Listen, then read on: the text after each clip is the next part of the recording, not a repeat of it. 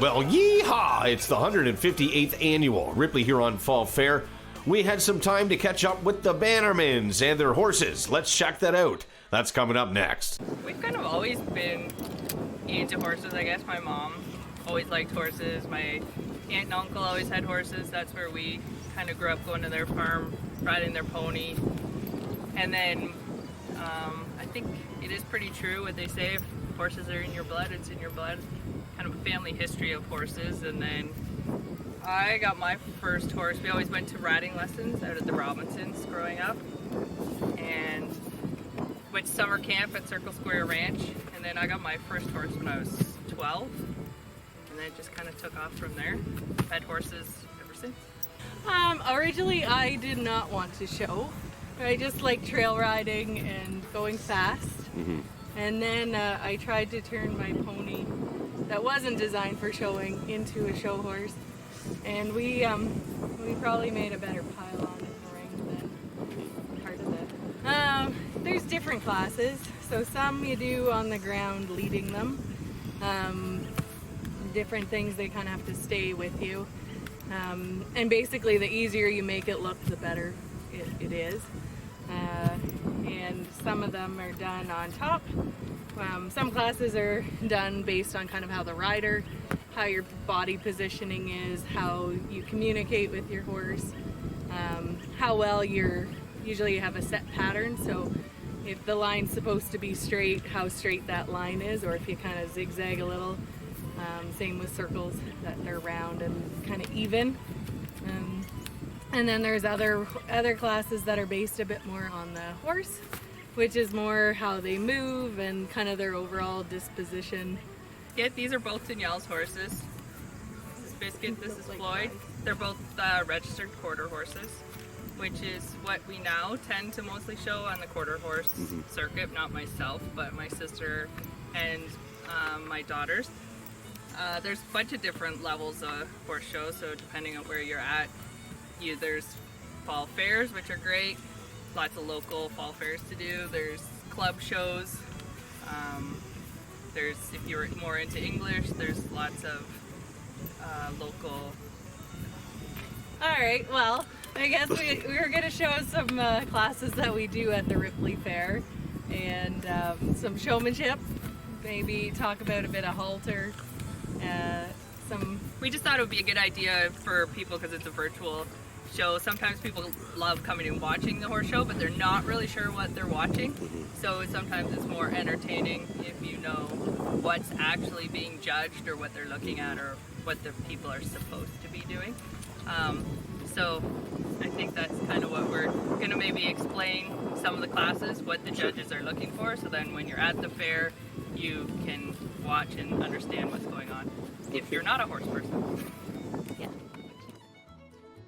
So there's two classes that you kind of run from the ground, leading the horse. There's showmanship, which is actually a bit more based on your ability to present your horse to the judge. And then there's halter, which is a little bit more how your horse is put together. Saying that, both are kind of team things. If you don't set your horse up right in halter, you're kind of setting them up to fail. And if you have a horse that hasn't really practiced, you can present them as well as you want, but it's going to be frustrating. So generally you want a halter. It doesn't have to be, this has silver on it just because that's what we show in. It doesn't need to be, just a good clean halter. You do want one that kind of fits well, so the more adjustable through underneath here and up through here, you want it pretty snug so that you have some control when you're leading them around and doing some maneuvers. So yeah, and then a lot of times you want them kind of turned out as well as you can, cleaned up, and if your horse baths, give them a bath. If they don't, give them a good clean so you don't have any saddle marks or anything like that. And then for yourself, you want to be usually pretty turned out. Again, some, like the higher up you go, you can have really blingy fancy outfits for showmanship, because it's a class you want the judge to look at you. But really you just need well-fitting clothes that So generally jeans or dress pants, a fitted shirt that's long sleeve with a collar, and a belt if you can see your waist. And a hat. I don't have my hat on. That's going to be a mixture of sort of trotting with your horse, so where they run, walking with them, and usually a stop, a backup, and what's called a pivot. So usually when you turn them, you want their right hind leg to stay in place. Sometimes some horses are trained to do it on their other leg. It doesn't really matter as long as they keep one. So if while they're turning they move that one pivot foot, that's kind of a major fault. Other than that, so that's kind of. So the judges are watching for every single thing. Yeah, and a lot of it is basically we were always sort of told and taught, think of it as your job interview, that as soon as you walk inside the show ring, you're gonna make eye contact and keep your eyes kind of up and your chin up, and you just kind of want to keep, the more you look at your judge, the more they're going to look at you. And again, and it's good. We're not all outgoing people, but it's a good spot to kind of learn to. What she's doing at the start of your pattern is usually you start side, they'll tell you what side of the pylon you have to start on. So we're going to say that the pylon's on her right there. So to start, she usually tries to set her horse up square. So the feet make kind of a rectangle, which is a little tricky to do today, right? The flies are bugging them. But you want to get the front feet and the back feet side by side, directly kind of under his body. And then when she's done, you see she's got her feet facing the shoulder, her hands up, and then she just kind of looks at the judge. The judge will give her a nod, and then she knows she's ready to go and perform her pattern. So she's going to trot off. While they're trotting, they're watching to make sure that you're trotting in a straight line, that your hands and body stay upright. And when she's pivoting there, you'll see that back black foot is staying still. So ideally, you want to turn without that foot moving.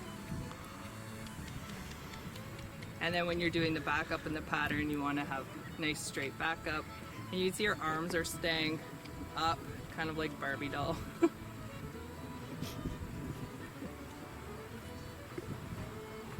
And then she'll walk straight up to the judge. The same, like judges want to make sure your eyes are up looking at them. You're walking in a straight line, and then she'll set them up square again.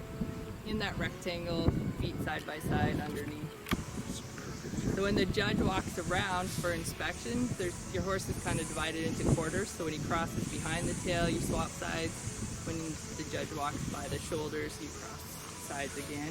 Kind of present your horse and yourself. Ideally, he would be standing still right now and not stomping at flies.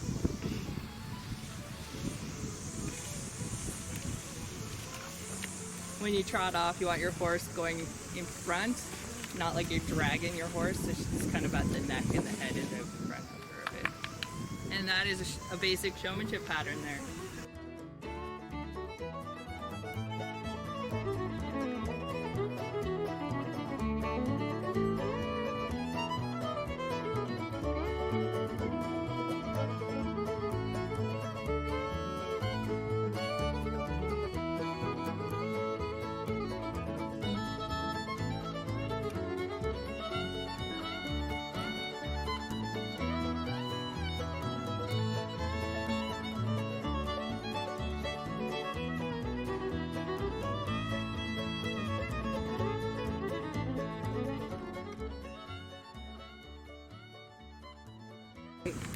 So there's two classes for English, kind of the hunter under saddle or English pleasure.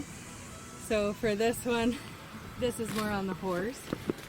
So kind of want them moving in a really forward direction, back up, nice and soft. Don't necessarily want their head too low, but don't want it up in the air or where they look like they're resisting. So at a walk, a trot, and a canter. Right now, Melanie's doing the trot, so you want a definite 1-2 and a pretty even kind of front legs and back legs moving together that way.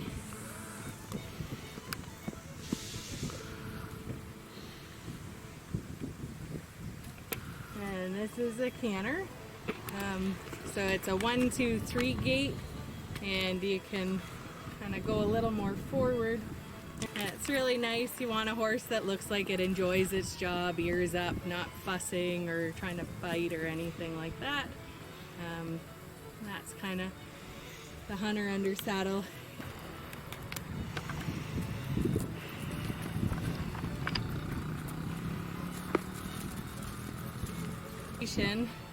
Which would be a little bit more on the rider, so looking for a nice straight line from the shoulder to the hip to the heel. Mostly about balance. If you were to take away your horse, you want to make sure you're not going to fall over. So if your legs are too far forward, it's a bit of a fault, or if they're too far back, and just kind of looking like you're working together and that it's easy.